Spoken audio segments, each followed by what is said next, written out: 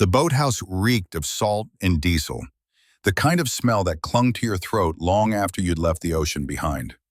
Maya Catherine Sterling stood in the center of the dim space, her entire body soaked through, blonde hair plastered to her face in thick ropes.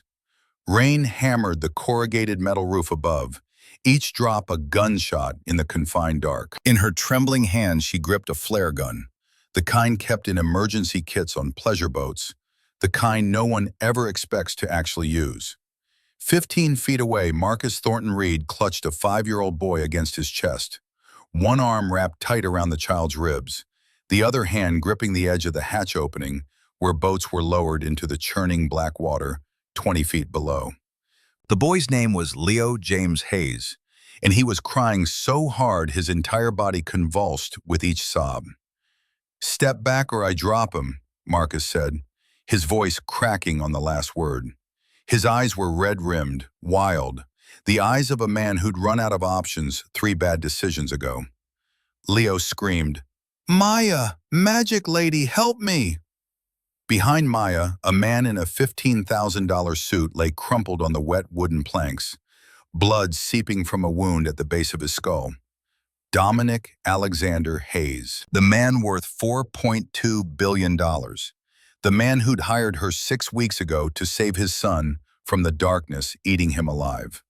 And standing over Dominic's body, holding a Glock 19 with the kind of casual familiarity that spoke to years of practice, was Vincent Garrett Hayes, Dominic's younger brother, the company CFO, the man everyone in Seattle's tech community called the closer. "Throw the boy in the water, Marcus," Vincent said, his voice cold and flat as January ice on Lake Washington. "And you've seen too much." He raised the gun, pointed it directly at Maya's chest. Click. The firing pin struck a wet primer. Nothing. That single second was all Maya needed. She didn't aim. She didn't calculate. She just pointed the flare gun at Vincent's face and pulled the trigger. The phosphorus charge exploded in a blast of red light so bright it turned the entire boathouse into a photographic negative. Vincent screamed, dropped the gun, clutched his face with both hands, and staggered backward, straight through the open hatch. The splash was swallowed by the storm. Marcus stood frozen, still holding Leo, staring at the empty space where Vincent had been. Maya lowered the flare gun. Her voice came out surprisingly steady, the same low, calm tone she'd used dozens of times over the past 6 weeks. "Marcus, look at me. You don't want to hurt a child. Give him to me."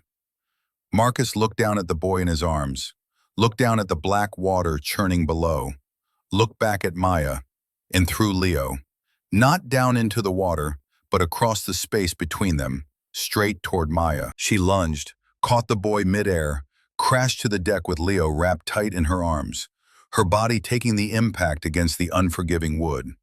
The screen went black. White text appeared.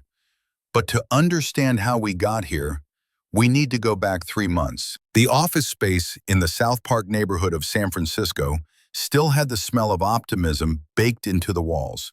Fresh paint, new carpet, the faint chemical tang of dry erase markers on the whiteboard where someone had sketched out a product roadmap that would never be completed. Maya Catherine Sterling stood in the center of the empty room, watching 30 people she'd worked alongside for 18 months pack their personal belongings into cardboard boxes, stamped with the logo of a moving company none of them could afford to hire. She was 28 years old, blonde hair pulled back so tight it gave her a headache, gray suit that had cost $300 2 years ago when she'd still believed Stanford's Career Services office when they said, "Dress for the job you want." The suit was wrinkled now, creased from a night spent sitting in her parked car outside the office, because going home meant admitting this was real. The phone in her hand still showed the email from Jonathan Blackwell, the lead investor, the man who'd written the $500,000 check that had turned Sense Kids from a dream into a company. "Maya, I'm deeply disappointed. $500,000 gone. My attorneys will be in touch regarding restitution for damages.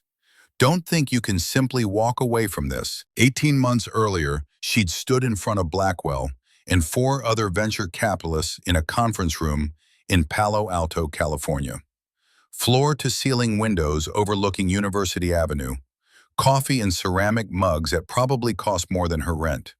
She'd clicked through her presentation slides with the kind of nervous energy that could power a small city. Sense Kids isn't just another education app. It's a bridge, a way for parents to understand their children, kids with sensory processing disorder, autism, ADHD, kids the world tells them are difficult, when really, they're just different. I know what these children need because my sister was one of them.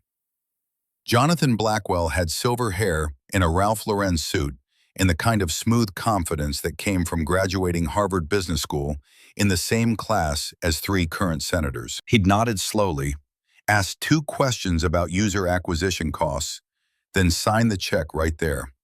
10,000 downloads in the first month. 5-star reviews from parents who said the app had saved their relationships with their children.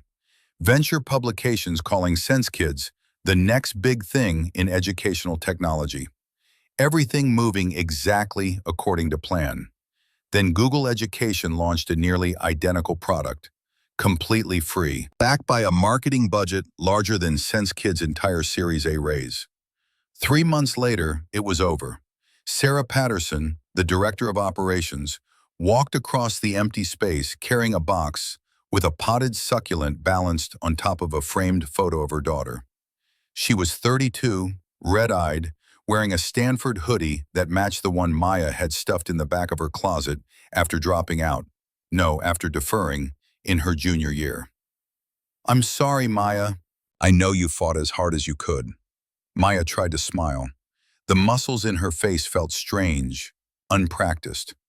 "Not your fault, Sarah. This is just the market. Sometimes the giants win." After Sarah left, after the last box had been carried out and the door locked behind the building manager who'd come to collect the keys, Maya sat alone on the floor. The only item remaining was a framed photograph on what had been her desk. Two 6-year-old girls with identical blonde hair and blue eyes, arms wrapped around each other, laughing at something outside the camera's frame. One of the girls was Maya. The other was the sister she hadn't seen in 22 years. Not since the day their adoptive parents' divorce had split them geographically and legally and permanently. Maya touched the glass over the second girl's face. "I failed, Emma. I promised I'd find you once I had something to offer. Once I was stable enough to hire a real investigator instead of Googling your name every night like a stalker. Now I can't even save myself." She didn't know that the girl in the photograph wasn't named Emma anymore. Didn't know she'd taken the name Isabel when she married a tech billionaire in Seattle 6 years ago. Didn't know Isabel had died in a car crash 4 years ago on a rainy August night while driving to Chicago to find the sister she'd only recently learned existed. Maya didn't know any of that, but she would. 3 months later, Maya stood in front of a mirror in the employee changing room at the Sapphire Room, a restaurant in downtown Seattle where a single dinner could cost $2,000 and the waitstaff were expected to be invisible furniture that occasionally refilled wine glasses. Her uniform was black, pressed to the point of shine, not a wrinkle permitted.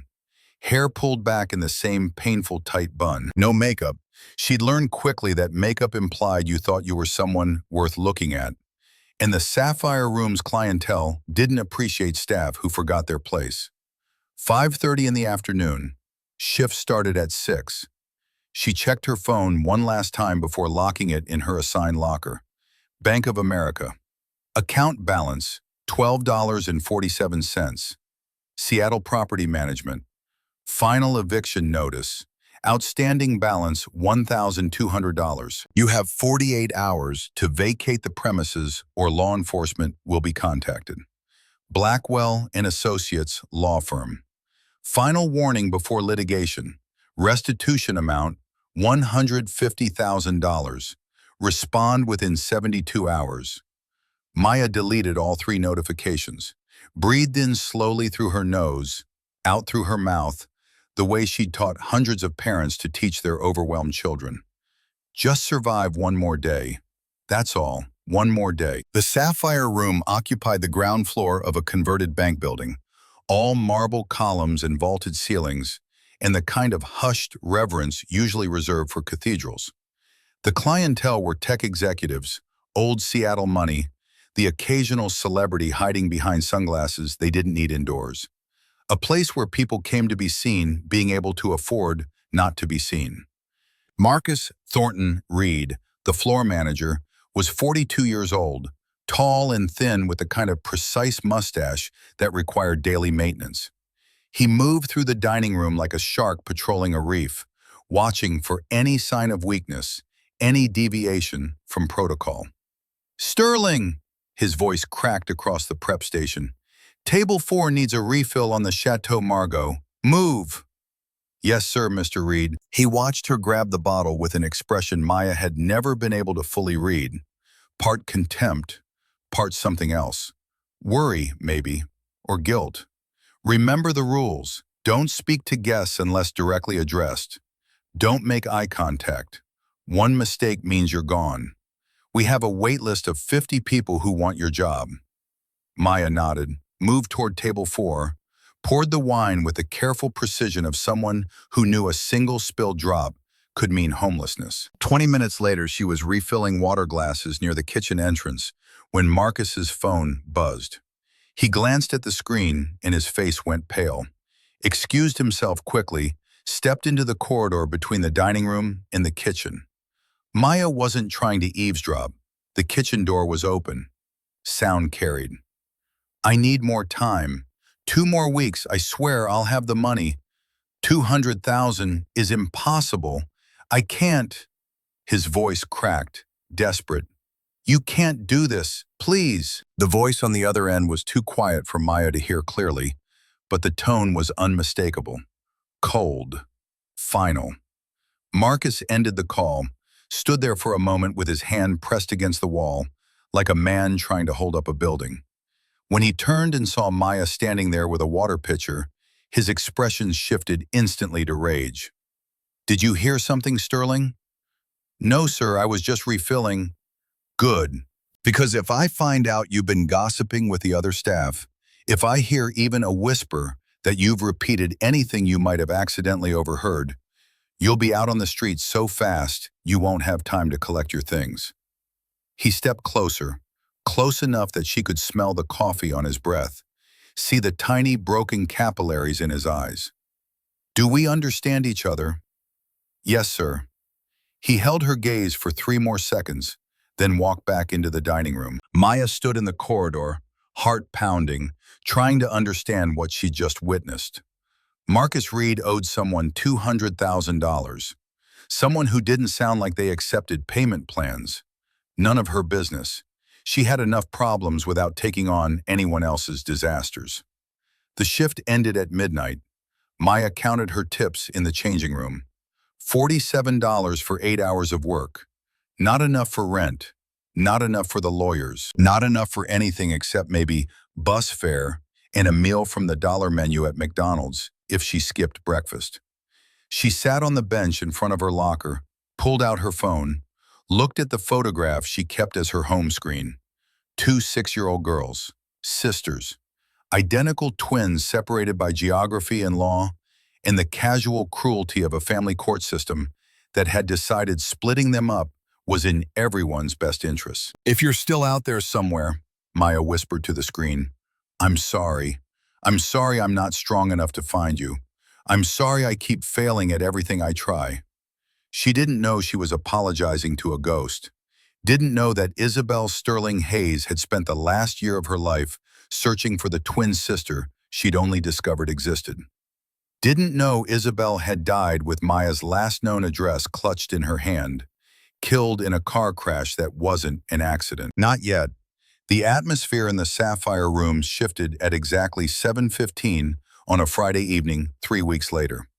The change was almost physical, like air pressure dropping before a storm. The heavy oak entrance doors swung open, and 2 men in dark suits entered first, their eyes scanning the room with the trained paranoia of professional security. Then he walked in. Dominic Alexander Hayes. Every person in the restaurant who mattered knew the name.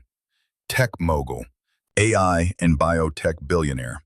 The man who'd turned a Stanford dorm room project into Hayes Tech Industries, now valued at $4.2 billion.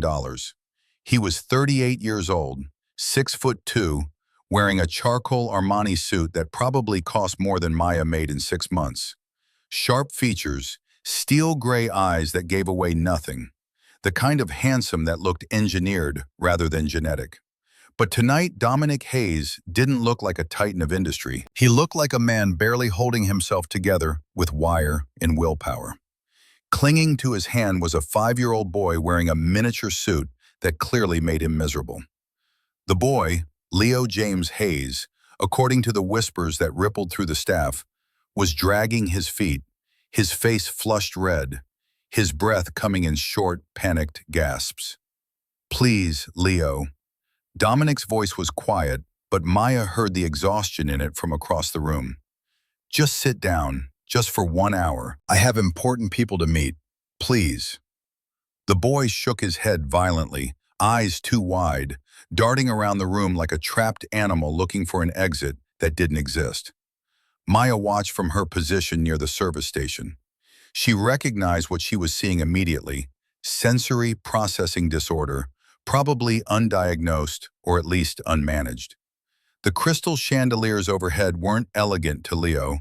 They were screaming fluorescent nightmares. The gentle murmur of conversation wasn't sophisticated ambiance. It was a wall of noise pressing in from all sides. The smell of truffle oil and roasted duck wasn't appetizing. It was overwhelming, nauseating, inescapable. This child was drowning in a room full of people who couldn't see the water. Marcus appeared instantly at Maya's elbow, his voice a sharp whisper. "Stay away from them. Do you understand? Only I serve Mr. Hayes. You go anywhere near that table and you're fired." Maya nodded, kept her eyes down, moved back toward the kitchen. Dominic and Leo were seated at the prime table, dead center of the dining room, where everyone could see them and pretend not to be looking. Marcus presented the first course with a flourish. Osetra caviar with edible gold leaf, arranged on bone china that probably cost more per plate than Maya's monthly rent used to be. Leo stared at the food like it was a live snake.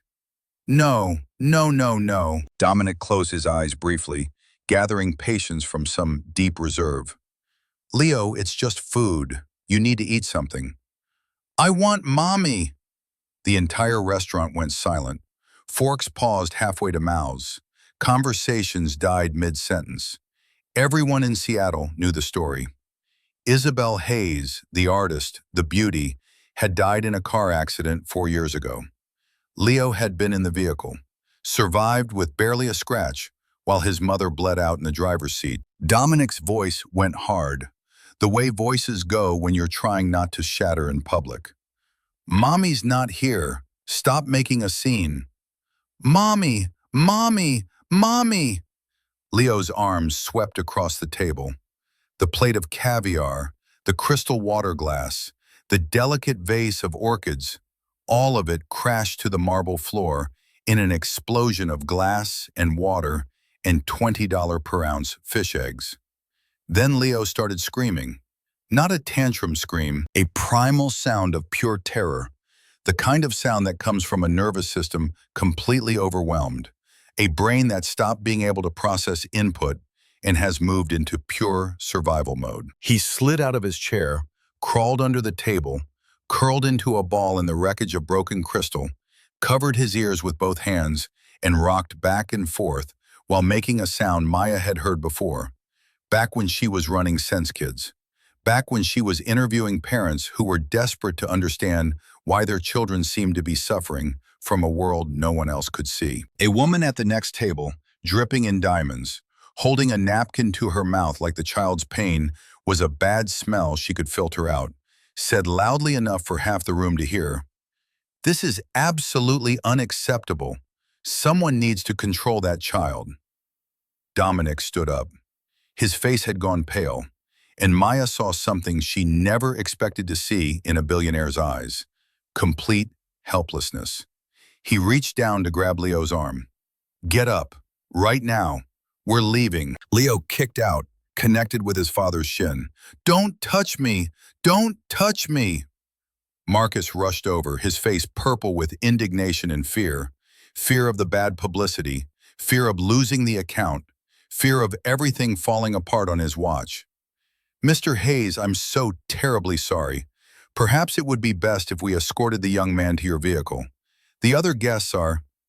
I'm trying, Dominic snapped the words, his composure finally cracking. He looked at his son, and Maya saw it clearly then. The fear in the billionaire's eyes wasn't fear of embarrassment or inconvenience. It was the fear of a parent who had absolutely no idea how to help his child and was watching him suffer. All the money in the world couldn't buy an answer to this. Security guards began moving in, their shadows falling over the crying boy like storm clouds. Maya didn't think. She set down the water pitcher she'd been holding, walked straight across the dining room, past Marcus's shocked face, past the staring guests, past every rule she'd been given. Stop! Her voice wasn't loud, but it was firm. Dominic looked up, surprised. Excuse me? Maya ignored him, knelt down on the wet marble floor, right in the middle of the spilled water and scattered caviar, completely ruining her uniform. She didn't care. She didn't reach for Leo, didn't try to pull him out or shush him or tell him to calm down. She just sat there, a few feet away, and lowered her head until she was at his eye level. It's too loud, isn't it? Leo stopped screaming long enough to gasp for air. His eyes, red, swollen, terrified, focused on her face. Maya kept her voice quiet, barely above a whisper, ignoring the 50 people watching. The lights buzz like angry bees. The forks sound like swords hitting shields. It hurts your ears. Leo's chest heaved. He managed a tiny nod. Maya extended her hand, palm up, but kept it completely still. Didn't move closer. My name is Maya. I know a magic trick to turn off the sound. Want to see it? Dominic stood frozen. Marcus was making frantic slashing motions across his throat from across the room, signaling Maya to stop, but she kept her eyes on the child. Leo nodded again. Okay. Maya began to hum, not a lullaby, a low, rhythmic vibration from deep in her chest, the kind of sound that felt like safety, like calm, like the eye of a hurricane. She tapped her fingers on the wet marble in a slow, steady beat. 1, 2, 1, 2. Copy me, she whispered. Leo hesitated, then tapped one small finger on the floor. 1, 2. Maya looked up at Dominic then, and her voice carried a weight that silenced even the whispers from the other tables. He just needs a mom, not a disciplinarian, not a manager. He needs to know he's safe. She turned back to Leo. You're safe here, Leo. The bees are gone. The boy crawled toward her, not toward his father, toward the stranger in the ruined uniform. He crawled into Maya's arms and buried his face against her shoulder and sobbed. But these were different tears now, relief instead of terror. Maya wrapped her arms around him, rocked him gently, didn't care about the stairs or the ruined clothes or the fact that she just violated every rule of her employment. For exactly 15 seconds, the restaurant was peaceful. Then Marcus grabbed Maya's arm and yanked her upward. Leo cried out as she was pulled away from him. What the hell do you think you're doing? Marcus hissed. Get your hands off her. Dominic's voice dropped an octave, went cold as a January morning on Puget Sound. Marcus froze. Sir, she's disturbing the other guests. She's the only person who's helped him in 6 months. Dominic looked at Maya, really looked at her, maybe for the first time, saw the frayed collar on her uniform, the exhaustion carved into her face, the way his son was reaching for her hand like she was a life raft in deep water. I'm sorry about the mess, Maya said quietly, pulling her arm free from Marcus's grip. I'll clean it up. Leave it. Dominic reached into his jacket, pulled out a black American Express card, tossed it on the table. Add $5,000 for the damage. Another 10,000 for her tip. The room gasped collectively. Dominic scooped up Leo, who had calmed considerably and was now simply clinging to his father's neck. The boy looked over Dominic's shoulder, reached one hand toward Maya. "Bye, magic lady. Bye, Leo." Dominic paused at the door, turned back. His steel gray eyes locked onto Maya's blue ones. And for a moment, something passed between them. Recognition, maybe, or the shadow of recognition, like seeing a face you almost remember from a dream. "Thank you." Then they were gone. Maya stood in the center of the restaurant, her knees wet, her uniform ruined, her heart pounding so hard she could feel it in her fingertips. Marcus walked up to her slowly. He was trembling, but not with gratitude, with rage. The $10,000 tip didn't matter to him. The breach of protocol did. "Pack your things," he whispered, his voice venomous. "You're fired." But he gave a... That money goes to the house pool for damages and emotional distress caused to the other guests. You sat on the floor like an animal. You embarrassed this establishment in front of our most important client. You're done, Sterling. Get out. The rain in Seattle was the kind that soaked through everything. Clothes, skin, hope. Maya walked out the back entrance of the Sapphire Room, carrying a cardboard box that contained her comfortable shoes and half a granola bar. No umbrella. Nowhere to go except back to the studio apartment she was being evicted from in 48 hours. The $10,000 tip? Marcus had kept it. Maya knew it. She also knew she had exactly $0 for a lawyer to fight him. She took the bus to South Seattle, to a neighborhood where streetlights flickered and sirens never stopped, where people minded their own business because everyone had something they didn't want examined too closely. Her apartment was technically a studio. Realistically, it was a closet with a sink and a hot plate. She unlocked the door and saw the paper taped to the inside. Final notice. Eviction. Seattle Housing Authority. Outstanding balance. $1,200. You have 48 hours to vacate the premises or law enforcement will be contacted. Maya slid down the door until she hit the floor. She didn't cry. She'd forgotten how to cry somewhere around year 2 of the startup, when crying became a luxury she couldn't afford because it took energy she needed for other things. She looked at the photograph on her nightstand, the only personal possession she owned. 2 6-year-old girls with blonde hair and blue eyes, arms around each other, laughing. "I'm sorry," she whispered. "I'm trying." She didn't know the girl in that photograph was dead. Didn't know Isabel had spent a year searching for her. Didn't know that in 4 hours, her entire life was about to change in ways she couldn't possibly imagine. Her phone buzzed. Unknown number. She almost didn't answer. "Miss Sterling? Mr. Hayes would like to speak with you." The black SUV that picked Maya up the next morning had windows so dark she couldn't see out. The driver was a man named Thomas Garrett, 50s, bald, with a scar cutting through his right eyebrow, and the kind of posture that screamed former military. He didn't make small talk. "Mr. Hayes needs your help. Leo hasn't stopped screaming since last night." He showed her a video on his phone. Leo Hayes was under a table in what looked like a library, wrapped in a blanket, shrieking with the same primal terror she'd witnessed at the restaurant. "I'm not a babysitter," Maya said. $10,000. 1 hour. Maya looked at the bus schedule in her other hand. $10,000 was rent for a year. $10,000 was breathing room. $10,000 was the difference between surviving and drowning. Okay, the drive took 30 minutes, winding up through the hills of Mercer Island, one of the wealthiest communities in the Pacific Northwest. The houses here didn't have numbers. They had names, estates, legacies. They pulled up to gates that looked like they belonged to a medieval fortress. The placard read, Blackwood Manor. The gates swung open silently, and they drove up a tree-lined path to a house that looked like it had been carved from the mountain itself. Stone and glass and angles designed to remind visitors that the people inside possessed power you couldn't comprehend. The front door opened before Maya could knock. Dominic Alexander Hayes stood there in sweatpants and a Stanford t-shirt, unshaven, his normally perfect hair disheveled. The contrast with last night's immaculate billionaire was jarring. "You came."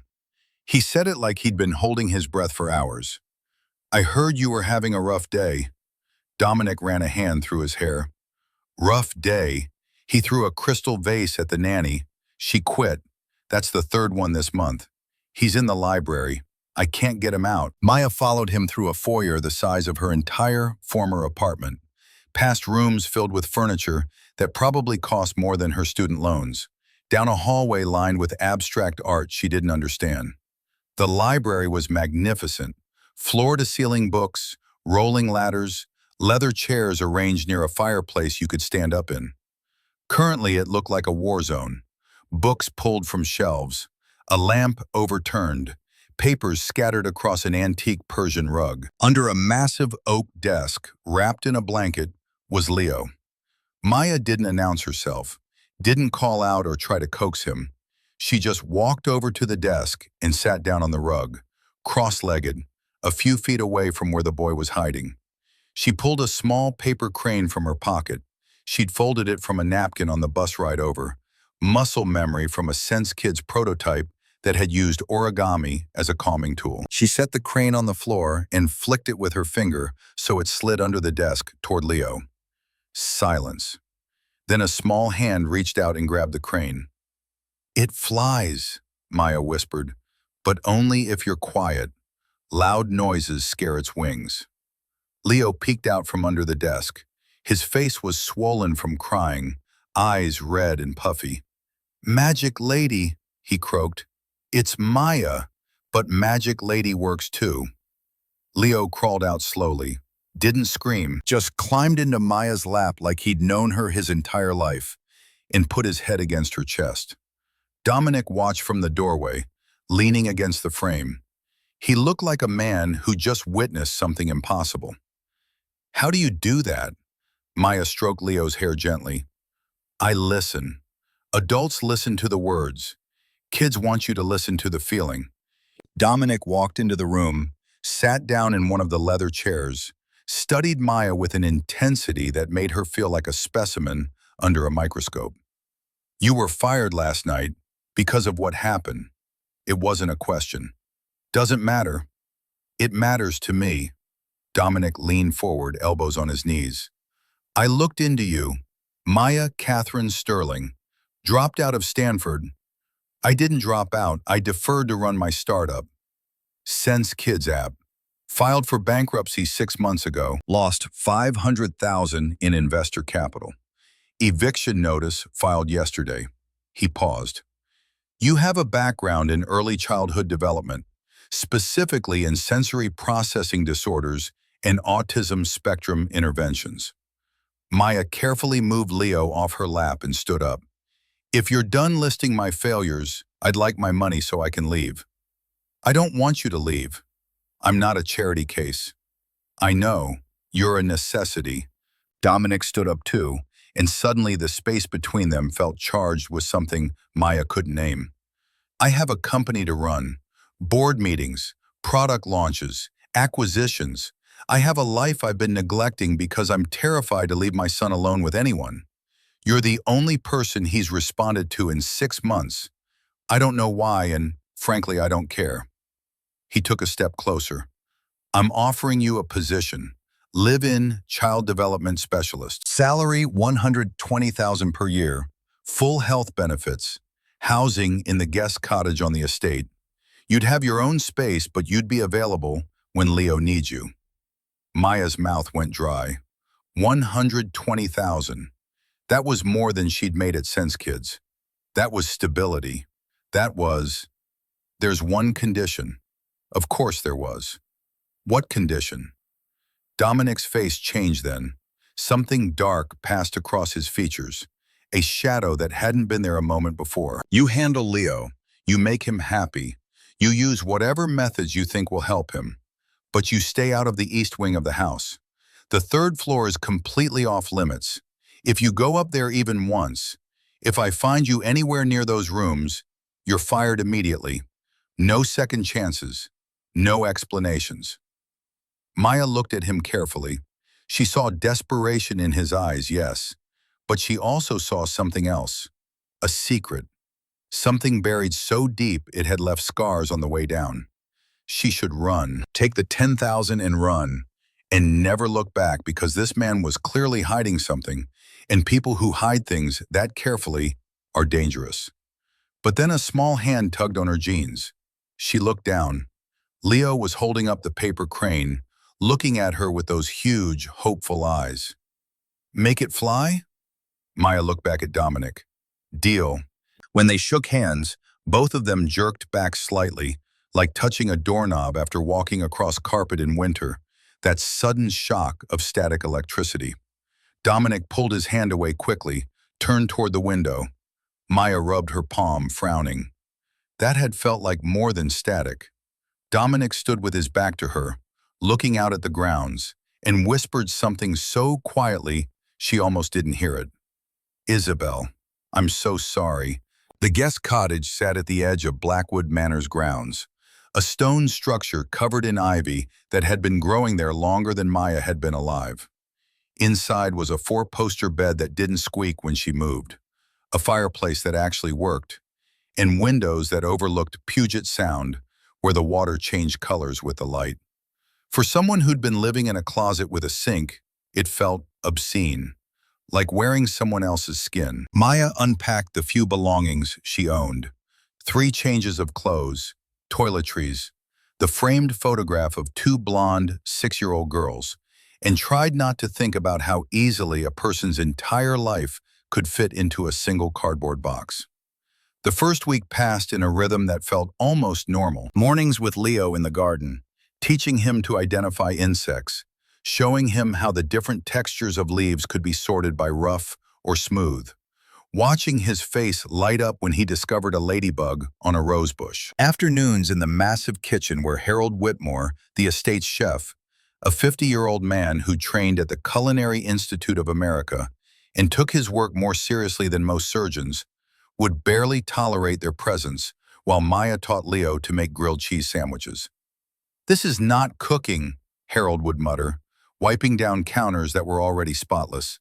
This is a crime against cuisine. But Leo would laugh, and that sound seemed to fill the enormous house in a way all the expensive art and imported furniture never could. The screaming stopped. The meltdowns grew less frequent, and then rare, and then nearly non-existent. Leo started speaking in full sentences instead of fragmented words, started asking questions about how things worked instead of hiding from them. Dominic watched from a distance. Maya would catch him standing on the second-floor balcony outside his study, looking down at the garden where she and Leo were racing paper boats in the fountain, and his expression was always the same, profound sadness mixed with something that looked almost like longing. But he never came down, never joined them, just watched, then disappeared back into his office for another 16-hour workday. They barely spoke during those first 3 weeks. Dominic left before dawn and returned after Leo was asleep. The few times they crossed paths in the hallway, he would nod politely, ask if everything was going well, accept her affirmative answer, and continue on his way. Professional, distant, like she was an appliance he'd purchased that was performing adequately. Maya told herself she preferred it that way. Told herself the less she knew about Dominic Alexander Hayes and his secrets, the better off she'd be. She was lying to herself, and she knew it. On a Tuesday afternoon in her 4th week at Blackwood Manor, Maya was in the library helping Leo work through a puzzle. Not one of the simple children's puzzles, but a 500-piece landscape that would have challenged most adults. When the front doors banged open with enough force to echo through the entire first floor, the sound of heels on marble, sharp, precise, the audio equivalent of a knife being sharpened. Dominic, where are you? The voice carried the kind of authority that expected immediate compliance. Maya looked up from the puzzle, saw Leo's shoulders tense. A woman swept into the library like she owned not just the room, but the air inside it. She was stunning in the way high-maintenance people are stunning, platinum blonde hair that had clearly cost $1,000 to achieve that particular shade of not quite white, a white pantsuit that probably cost more than Maya's entire startup had paid in rent, and eyes that assessed the value of everything they touched with the cold precision of an auctioneer. This was Vanessa Alexandra Cortez. Maya knew because she'd Googled everyone connected to Dominic after accepting the job. Harvard Law School, top-ranked mergers and acquisitions attorney in the Pacific Northwest, daughter of a federal appellate court judge. The kind of woman who appeared in Seattle Business Monthly articles about power couples, usually standing next to Dominic at charity events where tickets started at $5,000. Vanessa stopped when she saw Maya, and her expression shifted from imperious to calculating in the space of a heartbeat. "So, you're the new hire." Maya stood up, suddenly very aware of her jeans and Stanford hoodie compared to Vanessa's designer perfection. "I'm Maya. I work with Leo on developmental strategies." Developmental strategies. Vanessa repeated the words like they were a foreign language she was trying to pronounce. "Dominic goes through nannies the way most people go through paper towels, 4 and 6 months. Don't get comfortable." Leo had already disappeared behind Maya's legs, the way he did when he felt threatened. Maya kept her voice calm, professional. "Can I help you with something, Miss Cortez?" "You can help by staying out of my way." Vanessa stepped closer, and Maya caught the scent of perfume that probably cost more per ounce than Maya's hourly wage. "I know your type. You think because you got the sad widower to open his wallet, you've got a shot at something more. But let me explain how this works. Dominic belongs with people who understand his world, not with a failed entrepreneur who reeks of desperation." Maya felt her temper flare hot in her chest, but she pushed it down, kept her face neutral. "I'm just here to do a job. We'll see." Vanessa's smile was all teeth and no warmth. "Dominic is hosting a charity gala here on Saturday. The Ocean Conservation Foundation. I organized the entire event. 800 guests. I expect you and the boy to be invisible. If Leo causes one of his little scenes, it's on your head." She turned to leave, paused in the doorway, looked back. "Oh, and Maya, that Stanford hoodie? It's not fooling anyone. We all know you dropped out." After Vanessa left, Leo tugged on Maya's sleeve. "She's mean. She's just..." Maya struggled to find a word that was honest but not unkind. "She's just worried about the party.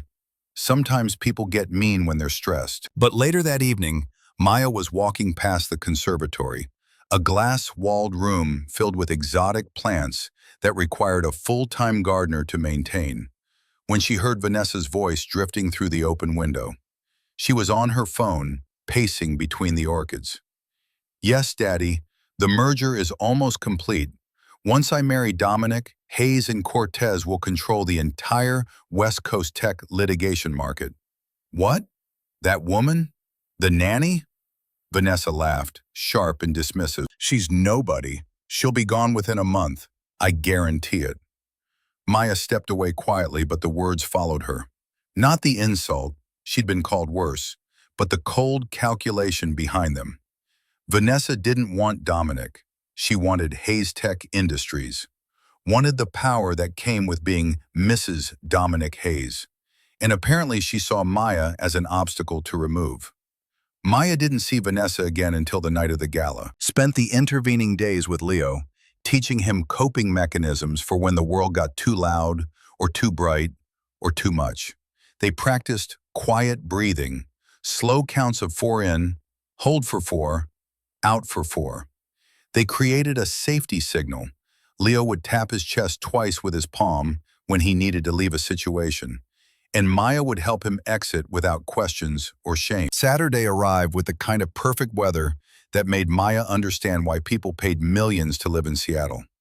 Clear skies, temperature in the low 70s, Puget Sound sparkling like someone had scattered diamonds across the water. By 6 in the evening, Blackwood Manor had transformed. White tents on the south lawn, a full orchestra setting up near the Rose Garden, catering staff in tuxedos moving through the grounds with trays of champagne that cost more per bottle than Maya used to make in a week. 800 guests, Vanessa had said. 800 of the wealthiest, most powerful people in the Pacific Northwest, all gathered to write checks for ocean conservation while drinking champagne and pretending they weren't really there to see and be seen. Maya kept Leo upstairs, far from the chaos. They read stories, built elaborate towers with wooden blocks, practiced the safety signal until it became second nature. At 9:30, Leo yawned. "I want water." "Stay in bed. I'll get it." Maya headed down the hall toward the small kitchenette on the second floor. Had to pass the grand staircase that overlooked the ballroom below. Couldn't help but pause at the railing, look down at the spectacle. Dominic stood in the center of a group of men in tuxedos. Tech CEOs she recognized from magazine covers, venture capitalists who could make or break companies with a single phone call.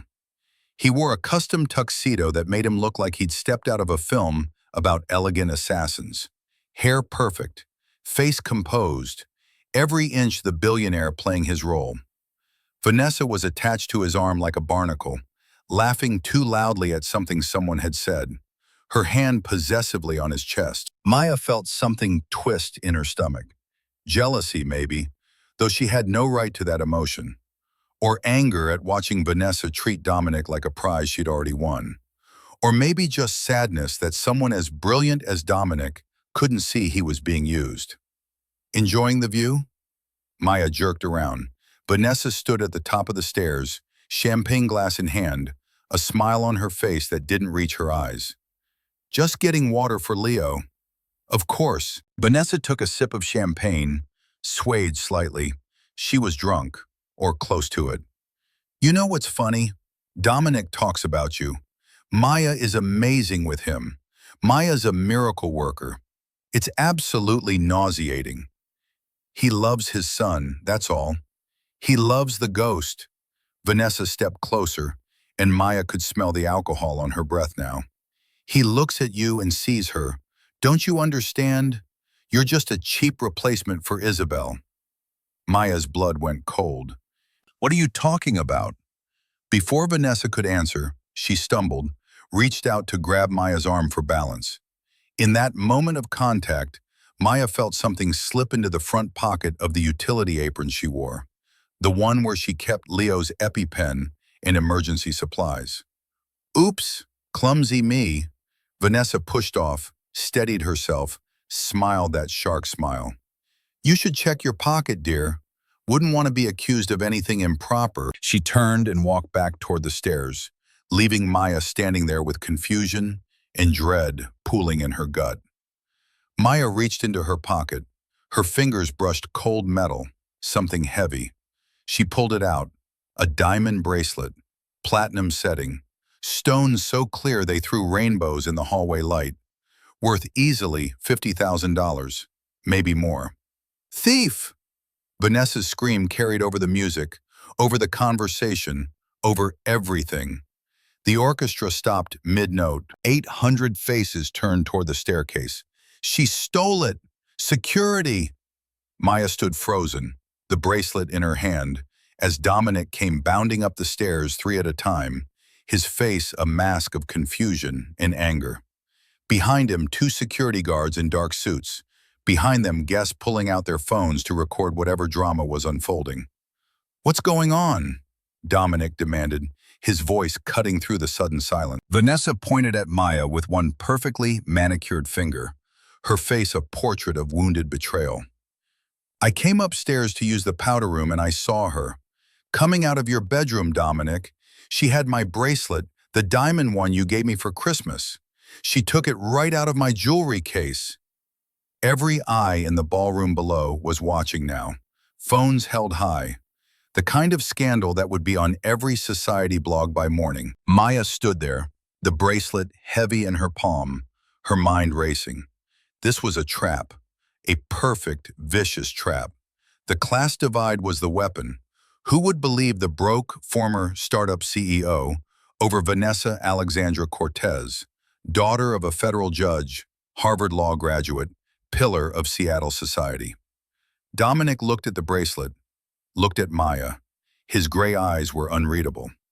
Maya? Her voice came out surprisingly steady. I didn't take it. She put it in my pocket 30 seconds ago. Oh, please. Vanessa's laugh was theatrical, pitched for the audience below. Why would I do that? You're the one with eviction notices and lawsuits. You're the one who's desperate. I'm a Cortez. Who has the motive here? It was brilliant, really. Cruel and calculated and absolutely brilliant. The kind of move someone made when they saw you as a threat and decided to eliminate you before you could become a real problem. Dominic held out his hand. Give me the bracelet. Maya placed it in his palm, watched him turn it over slowly, examining the clasp, the stones, the weight of it. He looked at Vanessa. You're lying. The staircase went silent. Vanessa's mouth fell open. Excuse me? This clasp, Dominic held it up so everyone could see. It requires a specific two-handed motion with a safety pin to open. There's no way Maya could have removed this from your wrist without you noticing. And if you weren't wearing it, it would be in the safe in the guest suite, which requires my fingerprint to access. Vanessa's face flushed red. I must have left it out. On the dresser, she could have... No. Dominic's voice had gone cold, the temperature dropping 20 degrees in a single word. You planted it. You did this deliberately to humiliate her.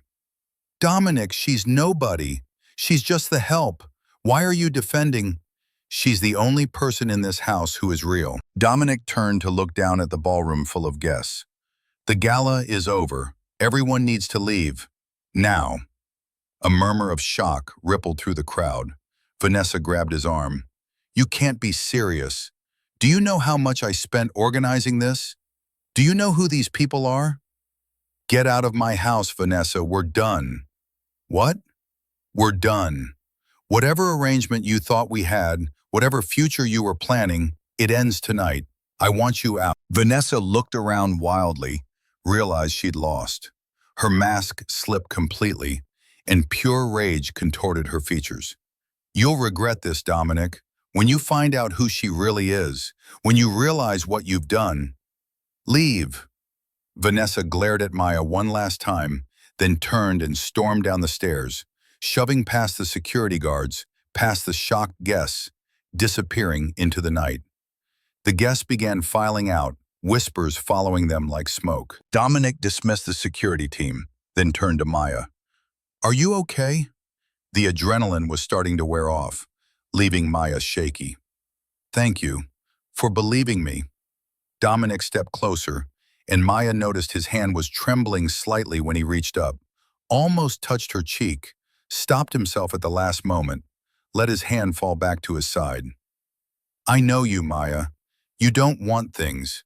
You just want peace. The words hung between them, intimate in a way Maya didn't know how to process. She forced herself to ask the question Vanessa had planted in her mind like a seed. Why did she say I look like Isabel? Dominic went rigid. The warmth that had been in his eyes vanished instantly, replaced by that wall of ice she'd seen the day they met. She was drunk. Go check on Leo. He turned and walked away, leaving Maya alone on the staircase, still holding the question Vanessa had given her, and that Dominic refused to answer. 2 weeks after the gala, the storm hit. The meteorologists had been warning about it for 3 days. A massive, low-pressure system moving in from the Pacific. The kind of storm that Seattle only saw once every 5 or 10 years. 100-mile-per-hour winds. Rain measured in feet rather than inches. Power outages expected across the entire region. Dominic was supposed to be in New York for a board meeting, but all flights had been grounded. He called from his downtown office at 4 in the afternoon, his voice crackling with static.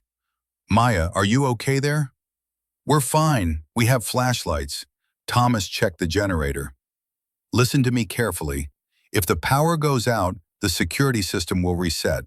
You need to manually bolt all the doors. Keep Leo in his room. Storms scare him. And Maya? Yes? Stay out of the east wing. The roof leaks during heavy rain. It's not safe up there. The line went dead before she could respond. By 9 that evening, the house was pitch black. The generator rumbled to life, providing dim emergency lighting in the main hallways, but most of the rooms were dark. Shadows stretched long and wrong across walls. The wind howled around the stone exterior like something alive and angry. Maya was in the kitchen making hot cocoa for Leo when she heard it. A door slamming, loud enough to carry over the storm. "Leo?" No answer. She ran to the living room. Empty. Ran upstairs to his bedroom. The door was open. The bed was empty. The window rattled in its frame like something was trying to get in. "Leo!" Then she heard it. A giggle. Distant, echoing from somewhere it shouldn't be. From the east wing. Maya grabbed a flashlight and sprinted down the hallway. The double oak doors that marked the entrance to the forbidden section were ajar, swaying slightly in a draft that shouldn't exist. "Leo, come out! This isn't funny!" She pushed through the doors. The east wing wasn't abandoned, wasn't damaged. The carpet here was thick Persian wool, perfectly maintained. The air smelled of lavender and old paper and something else. Turpentine, maybe, or linseed oil. The kind of smells that clung to art studios. Maya walked down the corridor, flashlight cutting through darkness, past guest suites that were fully furnished, beds made with hospital corners, fresh flowers in vases, despite the fact that no one supposedly came up here. At the end of the hall stood a single black door. She heard movement behind it. Maya didn't think about Dominic's warning, didn't think about anything except Leo being somewhere he might get hurt. She turned the handle. The door was unlocked. She stepped inside and her breath caught. Not a bedroom, an art studio. Canvases stacked against every wall. An easel in the center of the room, covered with a dust cloth. The smell of paint and turpentine stronger here, overlaid with dust and disuse, but still present, like the room had been sealed in amber 4 years ago and left untouched. Leo sat on the floor, holding a large, leather-bound book. "Mommy's book." "Leo, we have to go. Your dad will be so angry if he knows we're up here." "Look," Leo pointed at the covered easel. "Mommy." Maya felt ice crawl up her spine. She walked to the easel, gripped the dust cloth, pulled it away. The flashlight fell from her hand, hit the floor with a plastic crack. The painting was a masterpiece. Oil on canvas, maybe 3 feet by 4 feet. A woman sitting in a garden, wearing a white sundress, morning light falling across her face. She was smiling. Not the kind of smile you put on for cameras, but the secret smile people wear when they think no one's watching, when they're completely at peace. The woman in the painting was Maya. Not similar, not reminiscent. It was her face. Her nose with a slight bump from where she'd broken it, falling off her bike at age 12. Her eyes with a tiny scar at the corner of the left one from chickenpox. Her crooked incisor that her adoptive parents had never been able to afford to fix.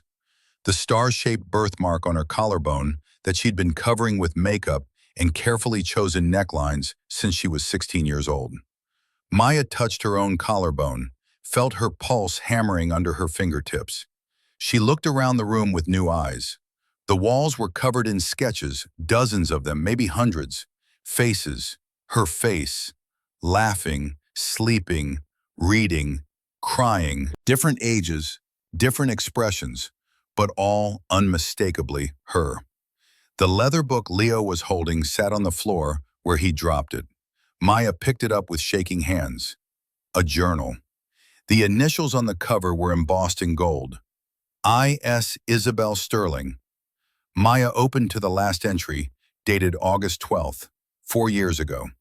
The handwriting was neat, precise, the letters slightly slanted to the right. "I found her. After all these years, the private investigator finally found her. Her name is Maya Sterling. We were separated when we were 6 years old.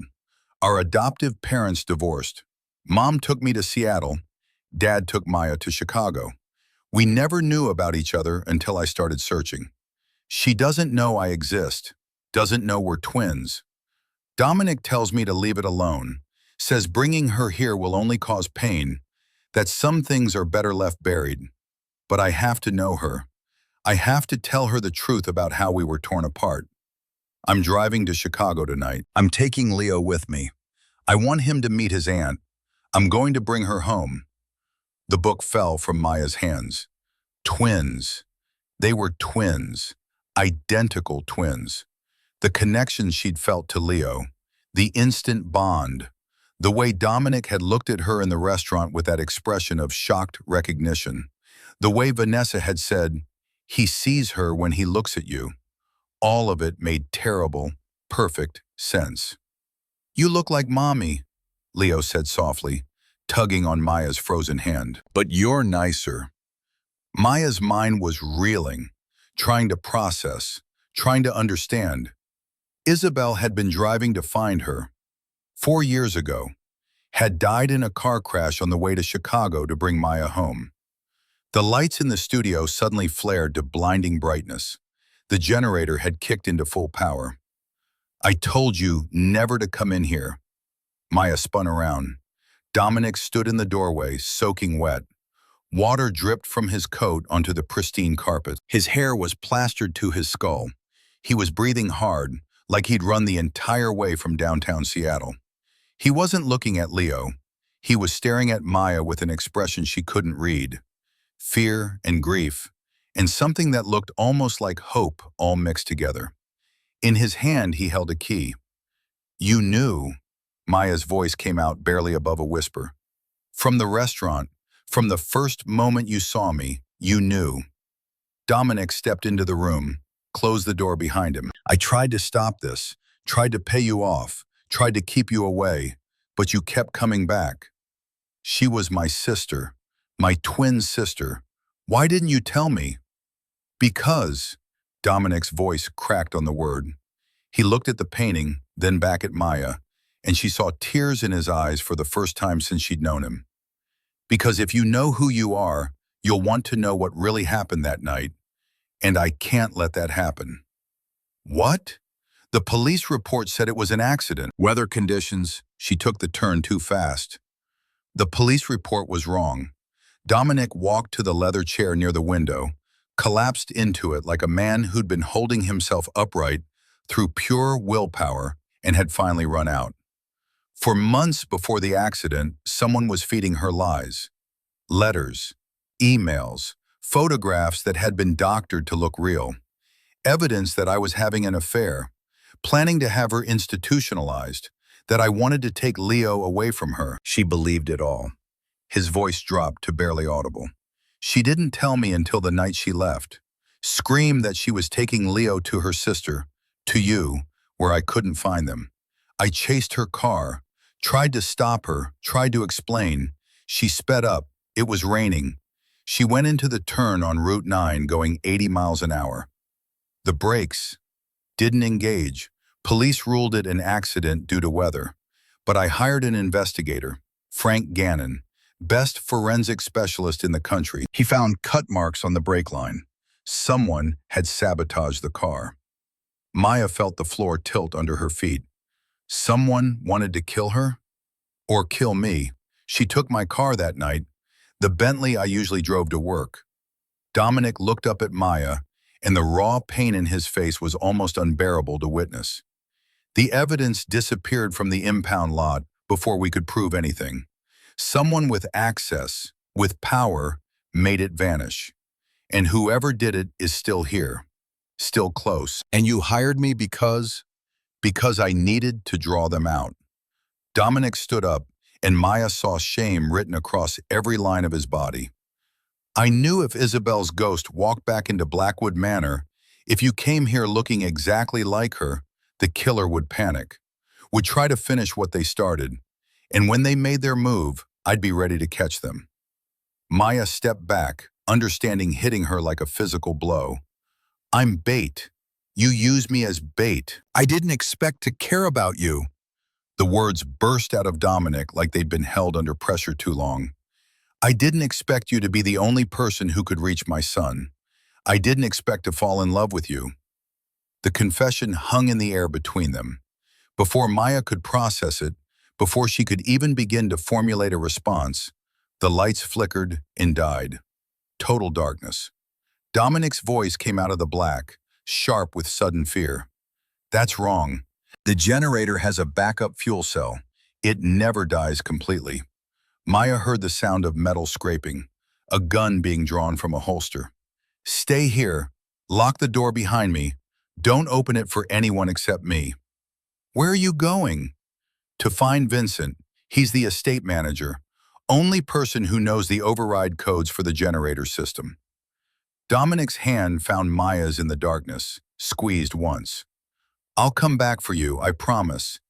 Then he was gone. Maya stood alone in the pitch-black studio, lightning flashing through the windows, illuminating Isabel's portrait in strobes. She heard the lock click from the outside, waited 5 minutes. 10. The baby monitor in her pocket, the one she always carried so she could hear if Leo needed her during the night, crackled to life. Leo's voice, small and terrified. Let me go! Maya! Maya! Sounds of struggle, a door slamming, then silence. Maya didn't hesitate. She grabbed the brass statue from the desk, some abstract piece that weighed at least 10 pounds, and kicked the door. The lock was strong, but the old wood frame wasn't. It splintered on the second kick. She ran. The nursery door hung open, splintered at the lock. Maya's flashlight beam cut through the darkness, landed on the shattered window leading to the fire escape. Glass littered the floor in jagged pieces that crunched under her feet. Rain poured through the opening, soaking the carpet, turning everything cold and slick. She vaulted through the window without thinking about the 3-story drop, grabbed the wet metal railing of the fire escape, felt her shin crack against the edge, hard enough that stars exploded across her vision. Didn't matter. Pain was just information, and right now the only information that mattered was Leo screaming her name through a baby monitor and then going silent. The metal stairs were slippery with rain and algae that had built up over years of neglect. Maya half climbed, half fell down them, hit the muddy lawn at a dead run. Lightning split the sky, and in that flash of white light she saw a figure in a black raincoat running across the grounds toward the cliffs where Blackwood Manor's property ended in a sheer drop to the churning waters of Puget Sound. The figure was carrying something, someone, a child-sized shape struggling against an adult's grip. Maya's lungs burned. The wind pushed against her like a physical wall, trying to force her back toward the house, but she lowered her head and ran harder. Her feet slipped in the mud. She went down hard on one knee, felt something tear, pushed herself back up, and kept running. The old boathouse sat at the very edge of the cliff, a structure built 50 years ago when the Hayes family had kept sailboats for racing. Now it was abandoned, the wood rotting, the mechanical lift system for lowering boats into the water below, rusted into immobility. The doors were open, swinging in the wind. Maya burst through them, gasping for air, water streaming from her hair into her eyes. Marcus Thornton Reed stood in the center of the boathouse, holding Leo with one arm wrapped around the boy's chest. His other hand gripped the edge of the open hatch where boats had once been lowered, a square opening in the floor that dropped straight down 20 feet to where waves crashed against the cliff face, white foam visible even in the darkness. Leo was sobbing, his legs kicking uselessly in the air, his small hands trying to pry Marcus's arm away. Marcus?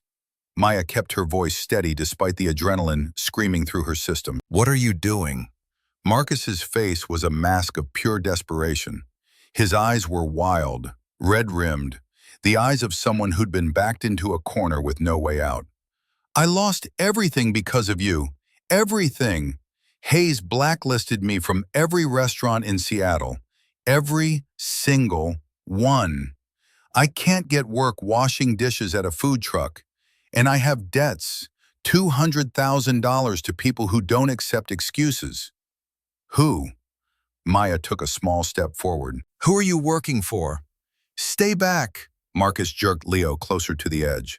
The boy screamed and the sound echoed off the water below. It doesn't matter who. All that matters is I get the ransom money or I'm dead. Those are my options, dead or rich. There's no middle ground anymore.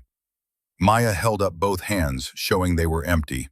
Used the same voice she'd used on Leo that first night at the restaurant. Low, calm, rhythmic. Marcus, look at me. Really look at me. You don't want to hurt a child. I know you. You're cruel, and you're petty, and you enjoy making people feel small. But you're not a murderer. You don't know anything about me. I know you're terrified. I know you're in over your head. I know right now you're thinking there's no way out of this. But there is. Maya took another step and Marcus didn't pull back. Give me the boy. We'll figure this out together. Whatever you owe, whatever you've done, it's not worth this. It's too late for that. Marcus looked past her, and his eyes went wide. Maya turned. Dominic stood in the boathouse entrance, his Glock 19 raised and steady, pointed directly at Marcus's head. Water dripped from his coat. Blood ran down the side of his face from a wound at his hairline. Let him go, Marcus. But behind Dominic, a shadow moved. Vincent Garrett Hayes stepped out of the storm, and he was holding a crowbar. Maya opened her mouth to shout a warning, but Vincent was already swinging. The metal bar connected with the back of Dominic's skull, with a sound like a baseball bat hitting a watermelon. Dominic's eyes rolled back. He crumpled forward, hit the wooden planks hard. The gun skittered across the floor, came to rest near Maya's feet. Vincent stepped over his brother's body without looking down, and Maya saw his face clearly for the first time. He was 45 years old, blonde where Dominic was dark, blue eyes where Dominic's were gray. Handsome in a way that looked calculated, like he'd been designed by committee to be trustworthy. He wore a trench coat that probably cost $5,000 and had stayed perfectly dry despite the storm because of course it had. Everything about Vincent Hayes was protected, insulated, untouchable. Good work, Marcus. Vincent's voice was smooth, educated, the kind of voice you'd trust with your retirement savings. But there's been a change of plans. No ransom, no witnesses, just a tragic accident. Unstable nanny kidnaps child. Loving uncle and brother try to intervene. Everyone dies in the storm, except me. Marcus's face went pale. That wasn't the deal. You said ransom. You said $500,000 if I grabbed the kid. Plans change. Vincent picked up Dominic's gun, checked the magazine with practiced ease. Throw the boy in the water. What? No, that's not. Do it now, or I shoot you first. Marcus looked at Leo, looked at the churning black water, looked at Maya. She locked eyes with him, and for a moment she saw past the desperation to the person underneath. The floor manager who'd once slipped her an extra shift when she'd mentioned being behind on rent. Before she'd embarrassed him in front of Dominic, before everything had gone wrong. Marcus, you helped me once, remember? You gave me that Friday night shift even though I was new, even though you didn't have to. You're not this person. Don't become this person. Marcus's face twisted with anguish. Vincent raised the gun, pointed it at Marcus's head. I said, now. The gunshot was deafening in the confined space. Maya flinched, but Marcus didn't fall. Vincent had fired into the ceiling, sending splinters of wood raining down. Last chance. Marcus closed his eyes, made a decision. He threw Leo, but not toward the water, toward Maya. The boy flew through the air in a terrified arc. Maya lunged, caught him against her chest, twisted her body so she took the impact when they hit the deck. Pain exploded through her shoulder and hip, but she held on, rolled, covered Leo with her body as she heard Vincent roar in rage. Traitor! Vincent turned the gun toward them. Maya grabbed for the flare gun she'd seen mounted on the emergency equipment wall, her fingers closing around the plastic grip. Vincent pulled the trigger. Click. The Glock had jammed. Water and rain and bad luck conspiring to save Maya's life. She didn't waste the moment. Pointed the flare gun at Vincent's face. Didn't aim, just fired. The phosphorus charge exploded in a ball of red light so bright it burned after images into Maya's retinas. Vincent screamed, a high-pitched sound of pure agony, dropped the gun, clutched his face with both hands.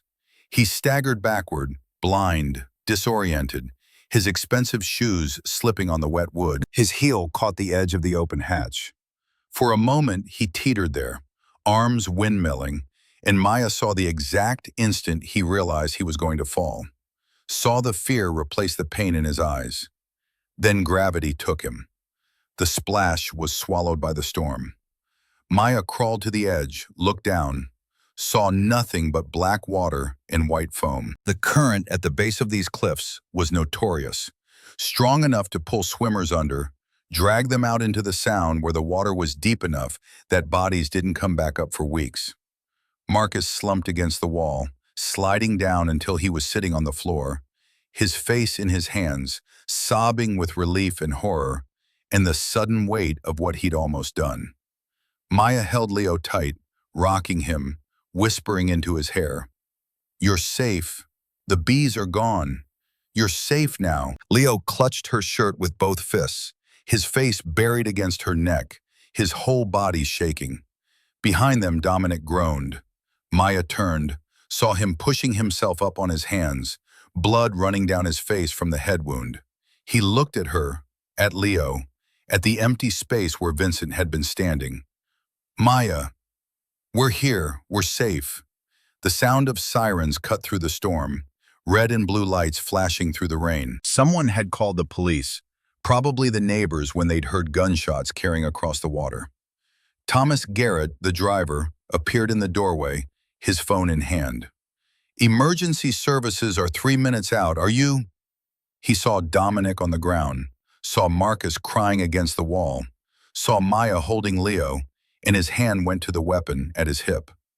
"What happened?" "Vincent." Dominic pushed himself to his feet, swayed, caught himself against the wall. "Vincent killed Isabel. He's been embezzling from the company for years. She found out. The brake line, the letters, all of it. He's been planning this for..." He stopped, looked at the open hatch. "Where is he?" Maya met his eyes. "Gone." Detective Harrison arrived with the King County Sheriff's Marine Unit and enough floodlights to turn night into noon. He was 52 years old, gray-haired, wearing a windbreaker that said KCSO in yellow letters across the back. He took one look at the scene, Maya covered in mud and blood, Leo wrapped in a thermal blanket, Dominic with a head wound that probably needed stitches, Marcus Reed sobbing on the floor, and immediately called for an ambulance. The paramedics checked Leo first. No injuries beyond some bruising on his ribs where Marcus had held him. Maya refused treatment until they'd looked at Dominic's head. Possible concussion, they said, needed a CT scan, needed to go to the hospital. "Not until I know my son is safe." Dominic held Leo against his chest, and the boy clung to him with a kind of desperate grip that spoke to trauma that would take years to process. Detective Harrison listened to Maya's account of events, his recorder running, his face professionally neutral. Then he listened to Marcus, who confessed to everything between gasping sobs. The gambling debts, the men who'd threatened to kill him, Vincent approaching him 3 weeks ago with an offer too good to refuse. He said all I had to do was grab the kid during a storm when security would be down, hold him for ransom. $500,000, he said, enough to pay off my debts and disappear. I didn't know he was going to. I never thought. "Where's Vincent Hayes?" Harrison asked, and Marcus pointed to the open hatch. The Marine unit searched for 3 hours, found nothing. The current was too strong, the water too deep, visibility zero. They'd keep looking when the storm passed, but everyone knew what finding nothing meant. Vincent Garrett Hayes was gone. Harrison arrested Marcus on kidnapping charges, read him his rights while 2 deputies cuffed his hands behind his back. Marcus looked at Maya before they led him away. "I'm sorry, I'm so sorry. Tell Leo I'm sorry." Maya nodded, couldn't speak, wasn't sure if she forgave him or hated him or both. The ambulance took Dominic, Maya, and Leo to Swedish Medical Center in downtown Seattle. They were there until dawn, answering questions, getting scanned and stitched and cleared. Leo fell asleep in Maya's arms during the CT scan, and she held him through it, whispering that he was brave, that it was almost over, that everything would be okay. She hoped she wasn't lying. They sat in the back of an ambulance in the hospital parking lot as the sun rose over Seattle, painting the sky in shades of gold and pink that seemed obscene after the darkness of the night before. Leo was asleep on the gurney between them, wrapped in blankets, his small chest rising and falling with the deep rhythm of exhausted sleep. Dominic had 16 stitches in his scalp, hidden under his hair. A mild concussion, bruised ribs. Maya had a torn ligament in her knee, bruised shoulder, lacerations on both hands from the broken glass. Both of them looked like they'd been in a war. Maybe they had been. "You saved him." Dominic's voice was rough, scraped raw. He hadn't stopped looking at Leo since they'd left the boathouse. "I couldn't protect him, but you." "He's family." Maya said it simply, like it was the only fact that mattered. Dominic pulled out his phone, hands shaking slightly. "The DNA test. I had it rushed. Got the results while I was unconscious. They emailed them at 2 a.m. He showed her the screen. Official letterhead from Gene Tech Laboratories. Comparison analysis between DNA samples labeled Subject A, Isabel Sterling Hayes, archived, and Subject B, Maya Catherine Sterling, current. Match probability, 99.9%. Relationship, monozygotic, identical, twins. "I took hair from your brush a week ago, after you found the studio. Had it tested against Isabel's medical records." Dominic's voice cracked. "You are her sister. You're Leo's aunt. You're—" "I know." Maya looked down at the sleeping boy. "I figured it out when I saw the paintings, when I read her journal." They sat in silence for a long moment, the sunrise painting them in warm light that felt both hopeful and cruel. Vincent confessed. Before he fell, Marcus told the detective everything. Vincent had been embezzling $50 million from Hayes Tech over the past 6 years. Isabel found irregularities in the quarterly reports. She was going to tell you. So Vincent— Dominic couldn't finish the sentence. Maya finished it for him. So he gaslighted her, made her think you were the enemy, cut the brake line on your car, except she took it that night instead of you. "He was trying to kill me. She died because of a mistake. She died because your brother was a murderer." Maya's voice was hard. "Don't you dare take that guilt. It's not yours to carry." Dominic looked at her then, really looked at her, and Maya saw tears forming in his eyes. The first time she'd seen him cry. What happens now? The question hung between them. What happened when the woman you'd hired as bait for a trap turned out to be your dead wife's twin sister? When the person you'd manipulated and lied to had saved your son's life anyway? When everything you thought you knew turned out to be built on graves and secrets? Maya looked at the photo she'd pulled from her pocket, the one she'd been carrying for 22 years. 2 blonde 6-year-old girls with blue eyes, arms around each other laughing. "Now I bury my sister." Her voice was steady. "And then we figure out how to be a family. If you want that." "If I—" Dominic's laugh was broken. "Maya, I've been in love with you since the night you sat on the floor of the Sapphire Room and made my son stop screaming through sheer force of compassion. I didn't let myself admit it because of the guilt, because of what I was doing to you, but—" "You're firing me," Maya cut him off. "Right now. I quit and you fire me, because I'm not doing this as your employee." Dominic blinked. "What?" "You heard me. Fire me." "You're fired." "Good." Maya stood up, wincing as her torn knee protested. "Now ask me on a date, a real one, not a job interview or a business arrangement. A date." Dominic stood too, and despite the stitches and the bruises and the fact that they'd both nearly died 6 hours ago, he smiled. It was the first real smile she'd ever seen on his face, and it transformed him completely. "Maya Catherine Sterling, would you have dinner with me this Friday?" "Yes, on one condition." "What?" I picked the place, and it's definitely not the Sapphire Room. They both laughed then, and the sound was strange and fragile and beautiful. Leo stirred in his sleep, reached out one hand. Maya took it, and Dominic put his hand over both of theirs. The sun climbed higher over Seattle. Somewhere in the city, people were waking up to normal problems: traffic and coffee and emails. Somewhere in Puget Sound, the Marine unit was still searching for a body they'd never find. Somewhere in a holding cell, Marcus Thornton Reed was trying to figure out how to live with what he'd almost done. But here, in the back of an ambulance in a hospital parking lot, three people who'd survived the night were holding hands and watching the light change from gold to white to the clear blue of a Seattle morning after a storm. Maya thought about Isabel, about the sister she'd never known, who'd spent her last year searching for the twin she'd lost. About the journal entry that had said, "I'm going to bring her home."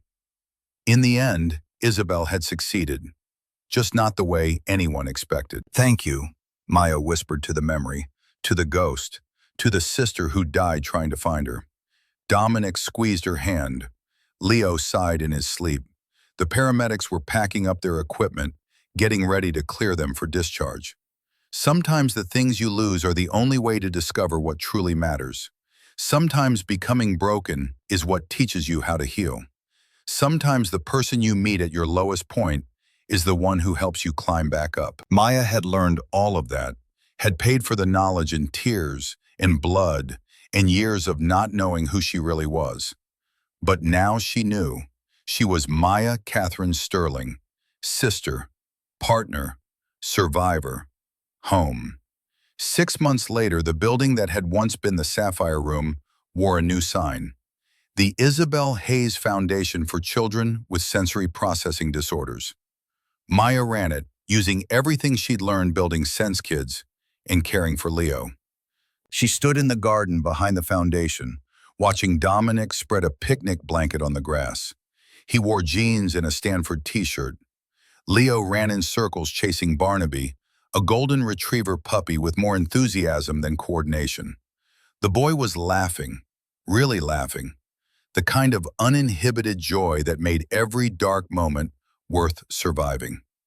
Maya sat down on the blanket, and Dominic handed her a glass of lemonade. On her left hand was a sapphire ring. He'd proposed 3 weeks ago in the garden at Blackwood Manor. Maya had said yes before he'd finished asking. "He looks happy," Dominic said, watching his son run. "He is happy. He just needed someone to listen." "We're listening now, both of us." Leo ran back to them, breathless, Barnaby at his heels. "Maya, look, a butterfly landed on Barnaby's nose." Maya grinned, pulled the boy into a hug. "That means he's lucky." Leo looked at his father, then at Maya, his small face serious. "No, we're not lucky. We're loved." The words settled over them like a benediction. Dominic wrapped an arm around Maya's shoulders. She leaned against him, watching the foundation's signs sway gently in the breeze. Leo ran off again, chasing the puppy toward the rose garden. Maya pulled out the photograph she still carried. 2 6-year-old girls with blonde hair and blue eyes, arms around each other, laughing at something outside the frame. "Thank you, Isabel," she whispered. After 28 years, Maya Catherine Sterling was finally home.